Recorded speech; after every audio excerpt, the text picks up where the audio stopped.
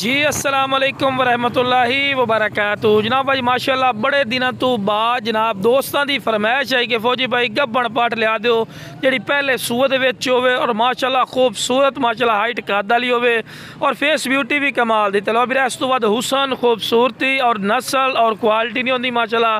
पट माशाल्लाह चेक कर सकते हैं, बिल्कुल तोता फेस चे चंगी जालर चे और माशाल्लाह कन्ना के लापर भी चेक कर सकते हैं, चंगे लंबे कन लंबी वेल चे पैर बनन क्योंकि तो वीडियो बना के चेक करवाने इस को पैर बनने माशाल्लाह और चंगे हवाने चड्डे दे विच ने 3.5 तो 4 महीना की गरंटी शुदा गब्बन पाटे बिरा और डबल हड्डी डबल फ्रेम दे विच ते जेड़े बिरा आखदे ने कि फौजी भाई यार शौक रखने हैं तो शौक पूरा नहीं होंदा बिरा। इस तो बाद नस्ल और क्वालिटी नहीं होती और शौक नहीं होंदा।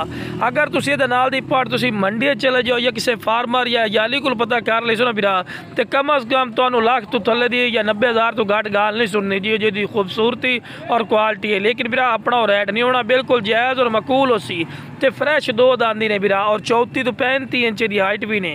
वेखो माशाल्लाह कितनी खूबसूरत है और माशाल्लाह तसल्ली नाल चेक करवा रहे हैं। ते लो बिरा हवाना चड्डा भी चेक कर सकते हैं, चंगे हवाने चड्डे दे विच बिरा और इंशाल्लाह अल्लाह खैर कीते ते बिरा 1.5 लीटर 2 लीटर आराम नाल कर सी जिवें माशाल्लाह हवाना चड्डा सोहना बना रही है। तो लो बिरा इस तो बाद तुहानूं टोर फिर के भी खा रहे हैं कि सेहतमंद और माशाल्लाह एक्टिव ही नहीं, कोई लंगड़ी लूली नहीं। बाकी जनाब जिस बिरा नूं चाहते जनाब जल्दी रब्ता करके मुनासिब कीमत